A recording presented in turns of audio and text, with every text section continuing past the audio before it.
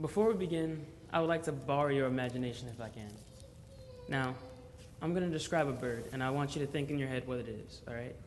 So, this bird has two wings, all right? It has webbed feet. It flies in groups, and it quacks. Did you think of a duck? Because if you didn't, please see me afterwards and tell me what you did think of. Now, most of us in here knew it was a duck because of the way I described it, because of its different features and its different attributes. And so when I said certain things like it quacks, it has webbed feet, you said, oh, that's a duck. Now, when people describe us, they use certain words, certain attributes to describe who we are as a person. They may say he's talkative. They may say he's outgoing, he's shy. But all throughout that, do they ever say, oh yeah, he's a Christian, she's a Christian?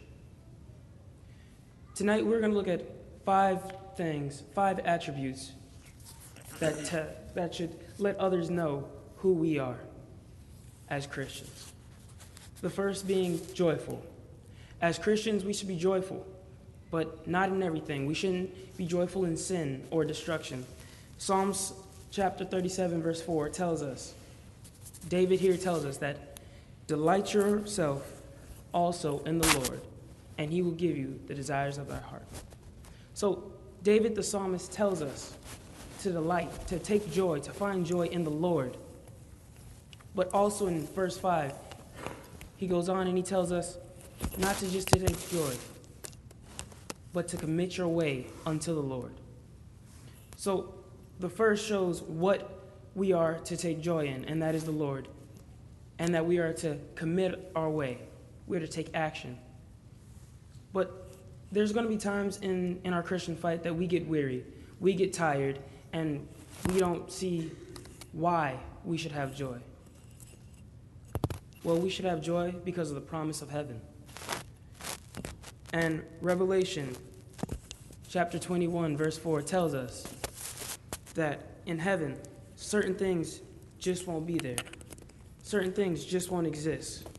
And it reads, and God shall wipe away all tears from their eyes, and there shall be no more death, neither sorrow nor crying, neither shall there be any more pain, for the former things are passed away.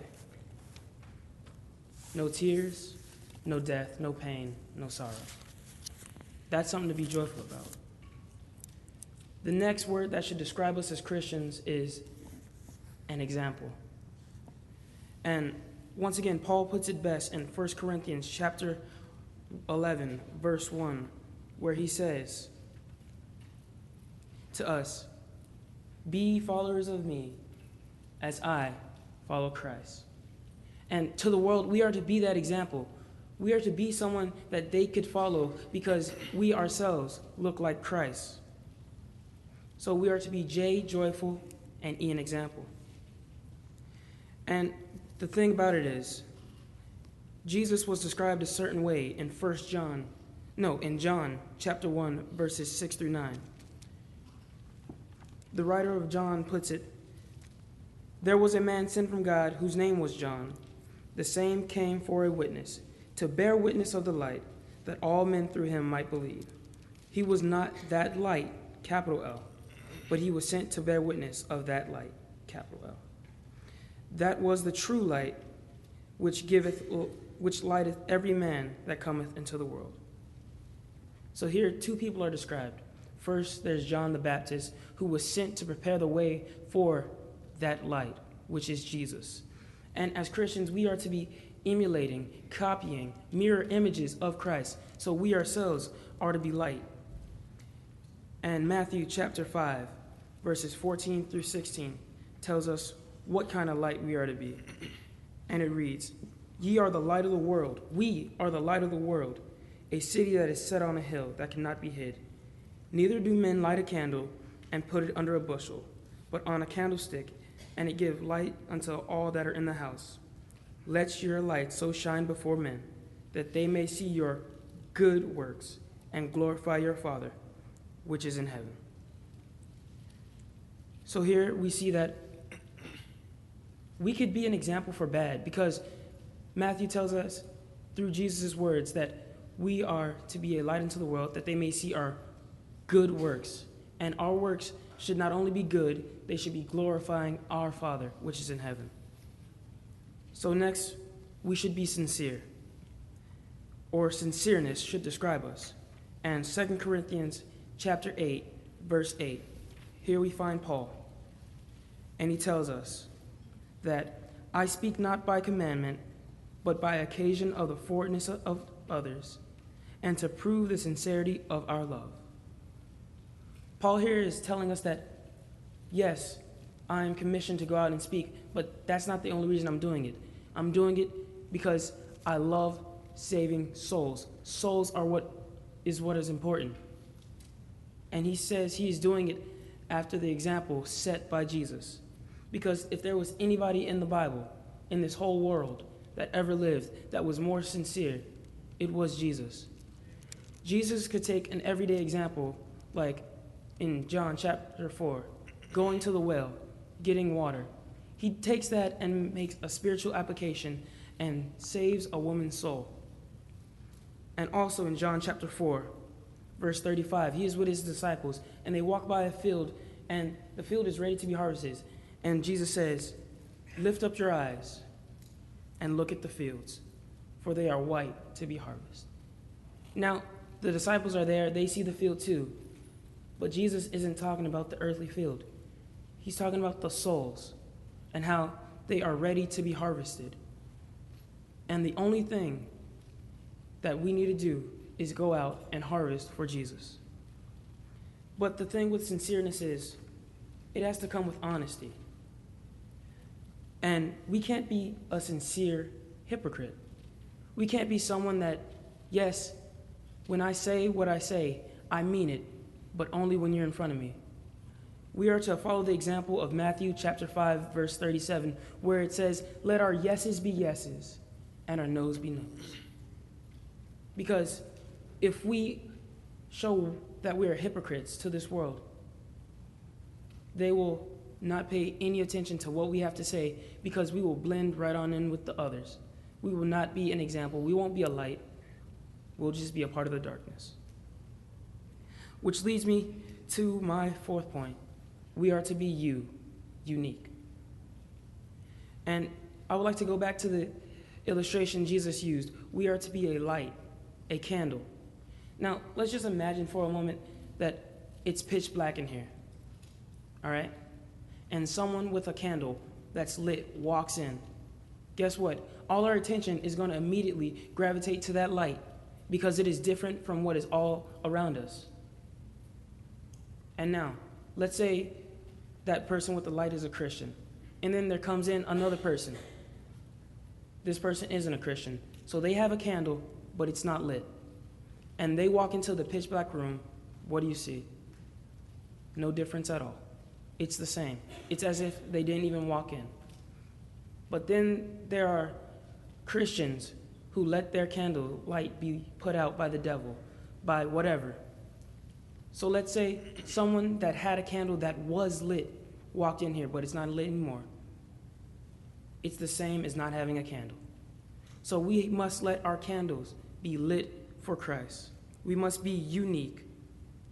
And all this week, from Wednesday on, a part of LTC was studying Romans chapter 12. And if there's anything that we can learn from Romans chapter 12, it is to be different. It is to be unique. Because there are certain things that as Christians, as transformed by the renewing of our mind, so as transformers, not as conformers, as Romans chapter 12, verse number 2 puts it, we are to do differently. First thing is, we are not to repay evil for evil. It doesn't matter who you are, how I feel about you. I must let my light, I must let the Jesus in me shine and be an example to you. And in Romans chapter 12, verse 20, it tells us that if we do all these things, if we repay good for evil, if we see the one person we most dislike in the world. Because in middle school, I don't know if you have them, but in high school, we have that one person that we just don't like, that gets on our nerve through everything they say. And maybe in your job, you have that one person that just gets under your skin all too easily. So if we see them and they are hungry and they are thirsty, they need clothes, we are to go up to them and we are to feed them. We are to give them drink. We are to take our clothes and clothe them. And doing so, it will heap coals of fire on their head, causing, as Grant said, utter confusion. And the thing is, it'll be a shock, a state of shock for them. And the thing about shock, when you're in shock, that is when you are the most susceptible to ideas or to new things, because you don't know what's going on. You don't know what's around you. You're confused. You're befuddled. So we are to be unique. And finally, as Christians, we should be described, if nothing else, but as servants. And 1 Corinthians chapter 7, verses 21 through 23, tells us that we were bought with a price. And Christ's blood, it was that price. It was that sacrifice. And now we belong to Christ. We should live to serve Christ and not the world. And Ecclesiastes chapter 12, verse 13, puts it as plain as any other verse in the Bible when it says, "The whole duty of man is to serve God." And now, not only to serve God, but to do his commands. And one thing we're commanded to do, found in Mark chapter 16, verse 15, is to go out into all the world and to preach the gospel. So we aren't to let our lights be hid. So those are 5 things that we should be used to describe us if we're Christians. Now, who are we to look like as Christians? We are to look like J, joyful; E, examples; S, servants; U, unique; and S, sincere. As Christians, we are to look like Jesus. Now, there are some of us here today that our candle, we walked into the room this morning and it was pitch black, and our candles lit up the room. And if you need to come forward and to stay lit by prayer, you can do so. But there are some of us here that our lights were never lit. Our lights were never lit. We were never Christians. You can be lit through hearing the word, believing, repenting, confessing, and being baptized. But the thing about it is, there are some of us this evening that our lights were lit, but now they are put out. And just like I said, walking into a room with a candle that was once lit doesn't mean a thing. We must remain lit, remain faithful unto death. And if you need to be relit right now, you can come forward and repent. That'll relight your flame. And the prayers of the church will help you stay lit.